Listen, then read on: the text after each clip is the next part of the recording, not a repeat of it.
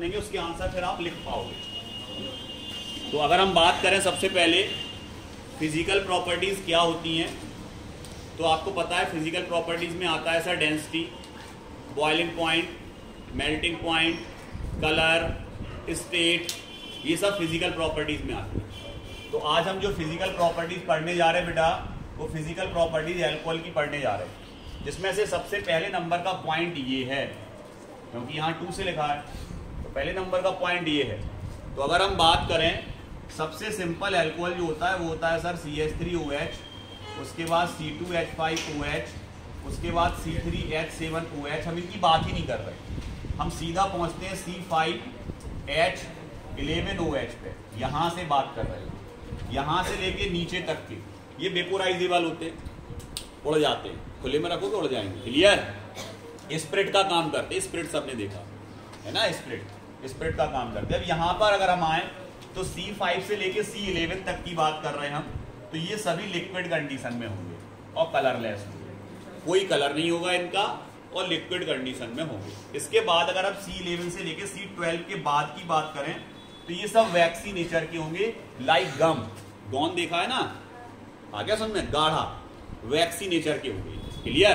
कौन से? जो C12 से स्टार्ट होकर नीचे तक जाएंगे, मतलब ये हायर मेंबर हैं ये, और ये लोअर मेंबर। क्लियर? ये पहला पॉइंट हमें सर अच्छे से समझ में आ गया। अब आते हैं हम अपनी सॉल्युबिलिटी पे। तो अगर हम देखें तो अल्कोहल इजीली सॉल्युबल हो जाते हैं वाटर के अंदर, शराब में पानी, पानी में शराब, इजीली सॉल्युबल हो जाते हैं। क्यों हो जाते हैं? उसका केवल और केवल एक रीजन है, वन वर्ड में जब भी पूछता है फॉर्म हाइड्रोजन बॉन्ड, ये वन वर्ड में आंसर है।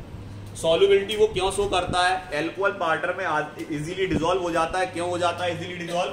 क्योंकि वो हाइड्रोजन बॉन्ड फॉर्म करता है दोनों मॉलिक्यूल्स के बीच, वाटर के बीच और अल्कोहल के मॉलिक्यूल के बीच क्या बनता है? हाइड्रोजन बॉन्ड बनता है। कैसे बनता है सर? तो यहां पर हम लिख ले रहे हैं, ये है हमारे पास ROH, ठीक है, R की जगह आप कुछ भी ले सकते हो, पहले ही पढ़ना है CH3 ले सकते हैं सर, C2H5, C3H7, कुछ भी, R ग्रुप है, ये ROH है, अल्कोहल है।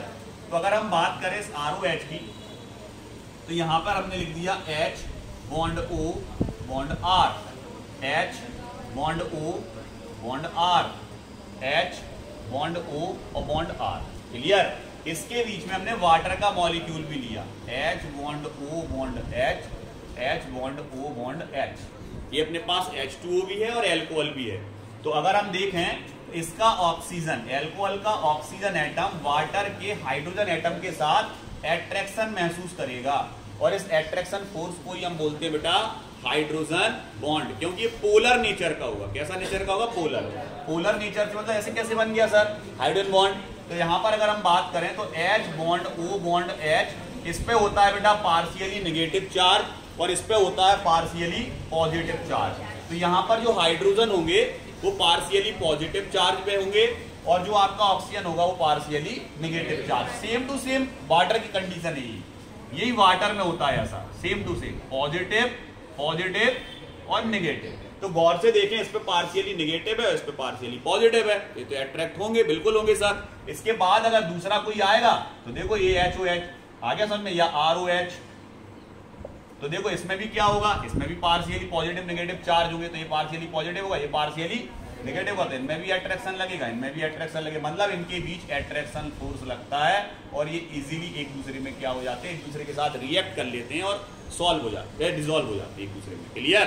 तो किसके कारण वो डिसॉल्व हो पा रहे हैं? फॉर्मेशन ऑफ हाइड्रोजन बॉन्ड के कारण। क्लियर? ये आपको याद रखना है। तो सॉल्युबिलिटी सीधी डायरेक्टली डिपेंड किस पे करती है? Hydrogen bond. अब ये इसके लिए नहीं, किसी भी लिक्विड के लिए क्वेश्चन आ जाए कि ये लिक्विड है और अदर लिक्विड में क्या हो रहा है? डिसॉल्व हो रहा है। आ गया समझ में? तो वो किसके कारण हो रहा है? केवल हाइड्रोजन बॉन्ड बन रहे होंगे दोनों के बीच, इसीलिए डिसॉल्व हो रहा है। अगर हाइड्रोजन बॉन्ड नहीं बनता है तो फिर सॉल्युबिलिटी उसकी नहीं होगी, वो डिसॉल्व नहीं होगा, सॉल्युबिलिटी शो नहीं करेगा। क्लियर?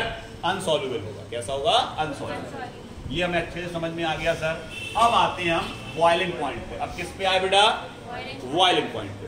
अब अगर हम बॉइलिंग पॉइंट की बात करें बेटा, तो बॉइलिंग पॉइंट, एल्कोहल का बॉइलिंग पॉइंट का कंपैरिजन कभी भी वाटर से नहीं करना है, क्योंकि वाटर का तो हाईएस्ट होता है, एल्कोहल का उससे कम होगा। तो तीनों को कंपैरिजन कर रहे हैं हम। तीन चीजें यहां जो लिख रहे हैं वो उसको ध्यान से देखना। सबसे पहले सर आपने लिखा यहां पर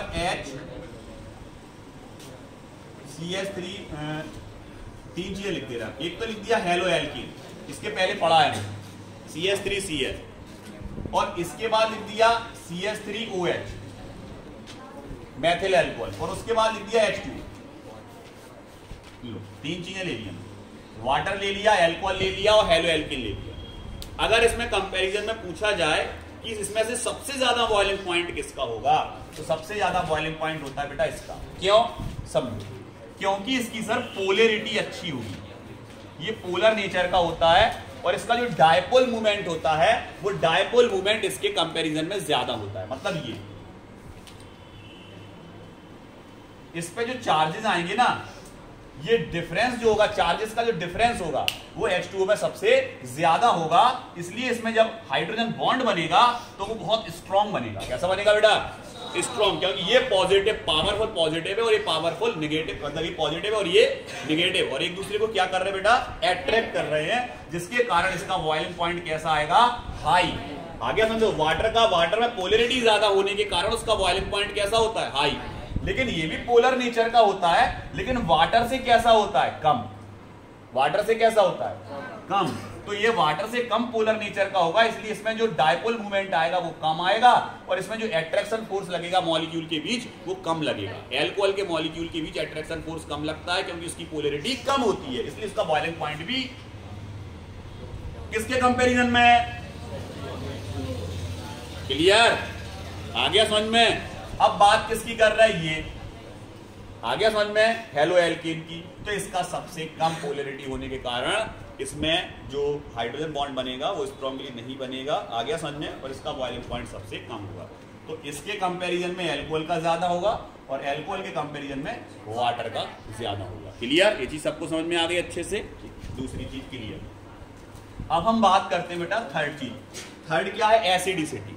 अब एसिडिसिटी किस पे डिपेंड करती है? तो एसिडिसिटी जो डिपेंड करती है बेटा, जो आपका एल्कोहल होगा वो हमेशा, इसकी पोलैरिटी कैसी थी सर? कम थी एल्कोहल की polarity, R bond O bond H। अब समझना थोड़ा, ये अपना एल्कोहल है, इस ऑक्सीजन के पास बेटा इलेक्ट्रॉन का पेयर है, इसके ये क्या चाह रहा, अब अगर इसके इलेक्ट्रॉन यहां को खींचते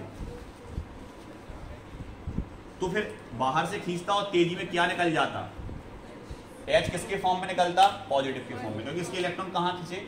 ऑक्सीजन। ऑक्सीजन से किसके पास खींचे? R के पास, एल्काइल ग्रुप के पास। तो ये इजीली H पॉजिटिव के फॉर्म में निकल जाता, लेकिन ऐसा नहीं होता है। आ गया समझ में? पोलैरिटी नेचर इसका क्या था? कम था। आ गया समझ में? और ये जो आपका ग्रुप जुड़ा है ना R, ये बेटा न्यूक्लियोफाइल नहीं है, इट इज इलेक्ट्रोफाइल। ये उल्टा क्या देता है? पेयर और अपना शिफ्ट करेगा किसकी ओर? तो जब इसको यहां से मिल रहा तो इस हाइड्रोजन से क्या ये तेजी से खींचेगा? नहीं, खींचता तो तब, अब नहीं। क्लियर? तो ये क्या कर रहा है? इलेक्ट्रोफाइल का काम कर रहा है, उल्टा क्या दे रहा? ऑक्सीजन को इलेक्ट्रॉन्स दे रहा। इसके कारण ये अंदर की तरफ तेजी से नहीं खींचेंगे और H पॉजिटिव का निकलना थोड़ा टिपिकल हो जाएगा। आ गया समझ में? पहले इजीली निकल पा रहा था, अब नहीं निकल पा रहा। तो इसके कारण ये कैसा एसिड होता है? बी। मेन चीज क्या है? O बॉन्ड H के बीच जो पोलैरिटी है बेटा वो क्या है? लो, कम। पोलैरिटी क्या है? कम। किस बॉन्ड के बीच? O और H के बीच। इसलिए इसके इलेक्ट्रॉन किसकी ओर शिफ्ट नहीं हो रहे तेजी से? ऑक्सीजन की ओर, और ये H प्लस के फॉर्म में नहीं निकल पा रहा, इसलिए कैसा एसिड होगा? बी। जो जितनी तेजी से H पॉजिटिव देता है वो उतना स्ट्रॉन्ग, जो जितना स्लोली H पॉजिटिव देगा वो उतना। क्लियर? फिजिकल प्रॉपर्टीज अब आप अपनी कॉपी से पढ़ोगे, आपको एक एक चीज समझ में आएगी। लैंग्वेज भी इतनी सिंपल है कि आप पढ़ोगे तो आपको याद हो जाएगी। क्लियर? भेज देंगे हम नोट्स आज। इसके बाद आते हैं बेटा, हम 2-3 चीजें आपको याद रखनी है, कभी कभी ओटी में पूछ लेता है। वो क्या है सर? एक तो ये रेक्टिफाइड स्प्रेड, बेटा बात नहीं करना बिल्कुल आपस में, रेक्टिफाइड स्प्रेड। दूसरा है बेटा एब्सोल्यूट एल्कोहल, इनमें ओटी आती है, ऑब्जेक्टिव टाइप क्वेश्चंस ज्यादा पूछे जाते हैं। अब रेक्टिफाइड स्प्रिट की अगर हम बात करें तो इसमें दो चीजों का मिक्सचर होता है। 95.5% तो होता है बेटा एथिल अल्कोहल, एथेनॉल बोलते हैं इसको, प्लस 4.5% होता है वाटर। अगर ये मिक्सचर में है दोनों, आ गया समझ में? तो वो रेक्टिफाइड स्प्रिट कहलाता है। क्या कहलाता है बेटा? Rectified spirit. और इसका जो बॉइलिंग पॉइंट होता है ना बेटा, वो होता है 74 डिग्री सी। हाँ सर, इसका कम है boiling point according to water, water से compare to water. Clear? Compare to water क्या है इसका बॉइलिंग पॉइंट कम है, उसका 100 डिग्री सी जाता है सर बॉइलिंग पॉइंट। क्लियर? अब आते हैं हम किस पे? एब्सोल्यूट अल्कोहल पे। एब्सोल्यूट अल्कोहल क्या होता है? 100% प्योर अल्कोहल। 100% जो प्योर अल्कोहल होगा उसको बोलते हैं बेटा एब्सोल्यूट अल्कोहल। क्लियर? और ये जो एब्सोल्यूट अल्कोहल होता है बेटा, इसको हम दो प्रोसेस से इसको अपन क्या कर सकते हैं? अलग कर सकते हैं, डिस्टिल्ड कर सकते हैं। आगे समझ में? वो कौन कौन सी है? नंबर 1 क्विक लाइम प्रोसेस,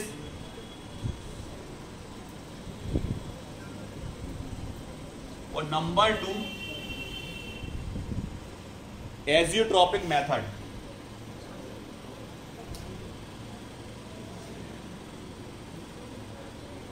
इन दोनों मेथड से बेटा इसको क्या कर सकते हैं? हम प्रिपेयर्ड कर सकते हैं। ठीक है? एक है क्विक लाइम प्रोसेस और एक एजियोट्रोपिक मेथड। इन दोनों से हम अब वो आपको एथिल अल्कोहल दे रहा और उसमें से पूछ रहा है इसमें से 100% प्योर कौन सा होता है? एब्सोल्यूट वाला। रेक्टिफाइड स्पिरिट में कंटेंट पूछ सकता, कितना परसेंट एथिल अल्कोहल हो सकता है? 95.5, 90%, 80%, 70%, पता होना चाहिए कितना होता। क्लियर? इसके बाद हम आगे बढ़ते हैं और एक और होता है बेटा जिसको हम बोलते हैं मैथिलेटेड स्पिरिट। मैथिलेटेड स्पिरिट बोलते किसको है? नाम पूछ लेता है वो। तो CH3OH को हम बोलते हैं मैथिलेटेड स्पिरिट।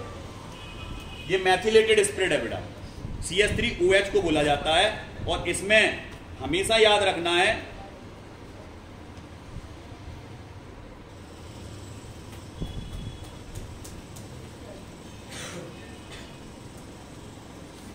इसको डीनेचुरेटेड स्पिरिट भी बोलते हैं बेटा, दूसरा नाम इसका डीनेचुरेटेड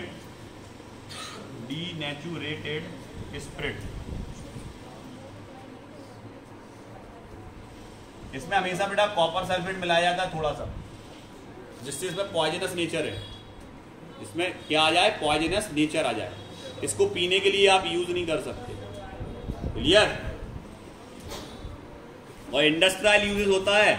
अगर इंडस्ट्री में ये किसी वर्क के लिए आया, आ गया समझ में, और इसको अगर पीने में यूज किया तो ठीक है, इसको पी नहीं सकते। अब आते हैं अपन, इसके बाद आते हैं अपन पावरफुल अल्कोहल। पावरफुल अल्कोहल क्या होता है? Alcohol mixed with petrol. अगर पेट्रोल में अल्कोहल मिलाया जा रहा,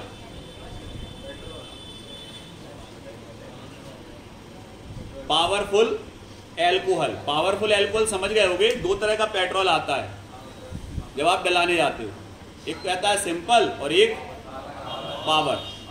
आगे समझ में? तो अंतर दोनों में रहेगा। क्लियर? अब आता है वुड स्पिरिट।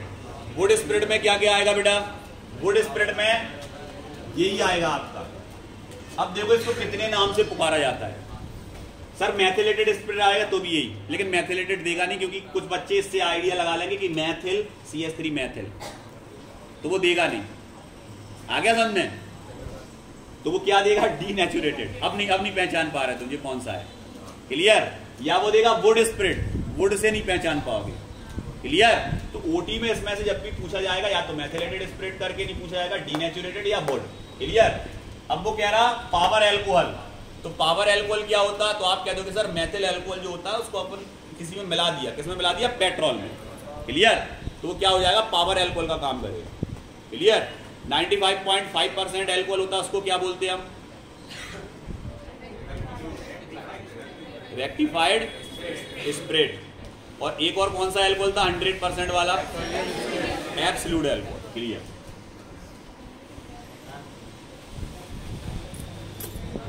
अब इसके बाद हम बात करते हैं बेटा केमिकल प्रॉपर्टीज की। अभी कौन सी चल रही थी? फिजिकल।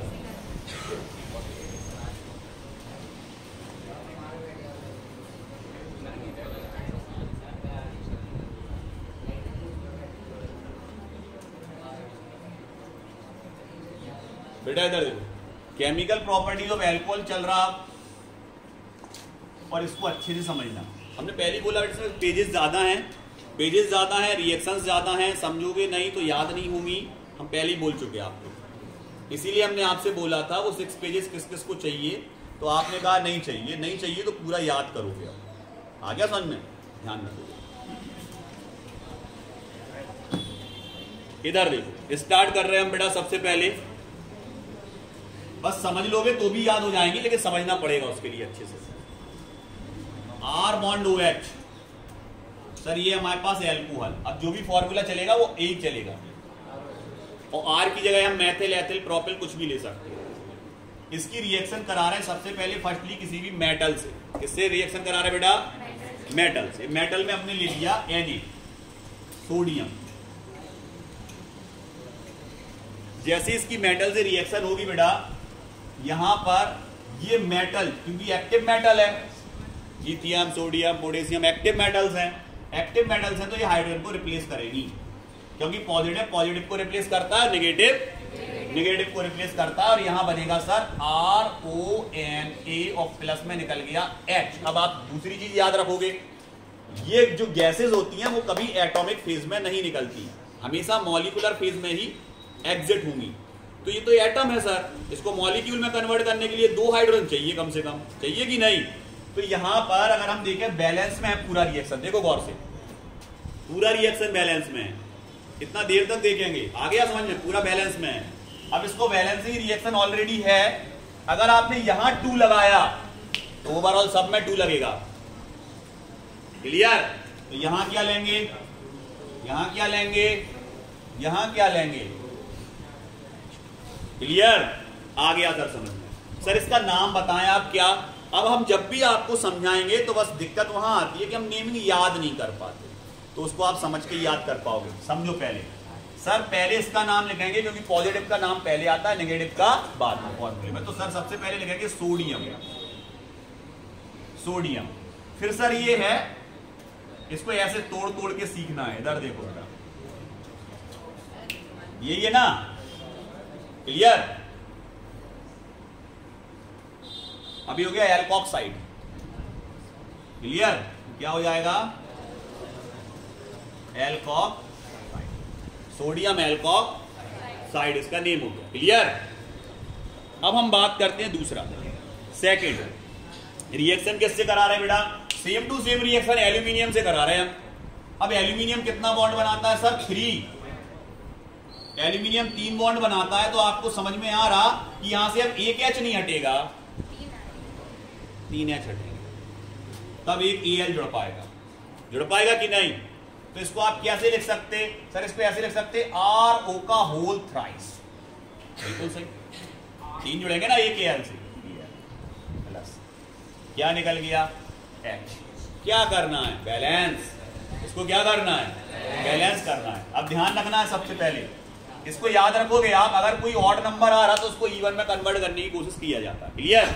तो यहां पर सबसे पहले, और दूसरा एक चीज और आपको आना चाहिए, सबसे पहले मेटल को बैलेंस करते हैं, उसके बाद अदरवाइज नॉन मेटल को, नॉन मेटल के बाद ऑक्सीजन, अदरवाइज फिर हाइड्रोजन, क्लियर? इसके बाद तो पहले मेटल, फिर नॉन मेटल, फिर ऑक्सीजन, फिर हाइड्रोजन, इनको हम बैलेंस करते हैं। तो अगर हम बात करें एल्कोक्साइड है, एल्यूमिनियम क्या होगा? एल्यूमिनियम एल्कोक्साइड डायरेक्ट भी लिख सकते, ट्राईऑक्साइड, लेकिन ट्राई नहीं लगाते, एल्यूमिनियम ऑक्साइड। जैसे इसको क्या लिखा? Sodium alkoxide, aluminium alkoxide, clear? Aluminium, इसका नाम, इसका नाम एल्कोक्साइड, क्लियर? अब बैलेंस करते हैं इसको, सबसे पहले लगाया 2, तो ये होगा 3 to 6, यहां डायरेक्ट क्या लगाया?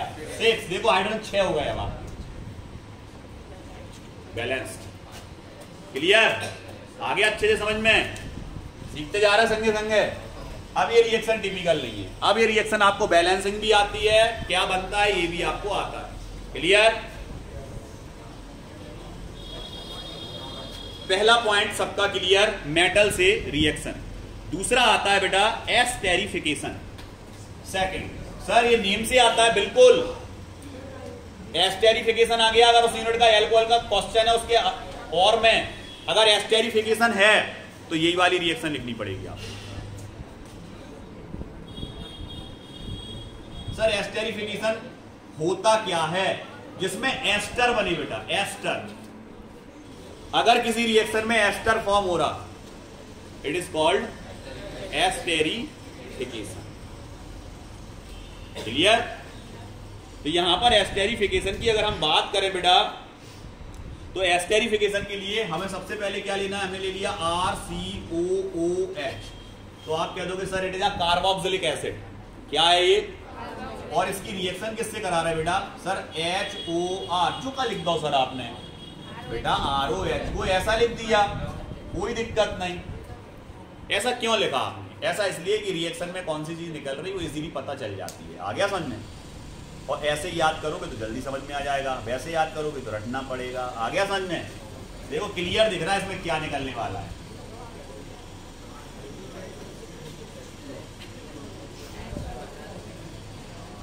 तो सर लिखना क्या है? बस जो बचा है वो लिख दो। RCOOR। It is called simple sir, simple. याद हो गया सर तुरंत, कोई दिक्कत ही नहीं है सर इसमें। बस याद रखोगे अगर एस्टेरिफिकेशन आपको कराना है तो कार्बोक्सिलिक एसिड चाहिए, उसकी अल्कोहल से रिएक्शन होगी। क्लियर? तभी बनेगा एस्टर, नहीं तो नहीं बनेगा। ये तो चाहिए पड़ेगा, क्योंकि हमें क्या चाहिए? CO चाहिए, COO OH H2O निकालना है। क्लियर? अब इसी रिएक्शन को अगर हम कहें एसिटिक एसिड ले रहे हैं, ठीक है सर, कुछ नेमिंग बनेंगे अब अलग। एसिटिक एसिड का फॉर्मूला होता है सर ये, और इसकी रिएक्शन करा दी हमने मेथिल अल्कोहल से। मेथिल अल्कोहल से इसकी रिएक्शन करा दी बेटा। तो मेथिल अल्कोहल का फॉर्मूला क्या होगा? CH3OH arrow. अब इसको भी ऐसे लिखते हैं, फिर से ऐसे। क्या दिक्कत है? अभी भी क्या निकलेगा? क्या लिया सर? इट इज एस्टर तो है, बट इसमें 2 मैथिल है, इसलिए इसका नाम होगा सर डाइमेथिल। सिंपल, कोई दिक्कत नहीं। हम कह रहे हैं ये नहीं बनाना था यार, हम कह रहे हैं ये बनाना था, तुम्हें मैथिल एथिल एस्टर बनाना था। मैथिल एथिल एस्टर बनाना था आपको। और मैथिल एथिल एस्टर की अगर हम बात करें तो यहां पर हम मैथिल अल्कोहल नहीं लेना, यहां पर एथिल अल्कोहल ले लेना। तो आप समझ गए, ये हटेगा और C2H5 जुड़ेगा और ये बनेगा। सर सिंपल है रिएक्शन, कठिन है? कठिन है क्या?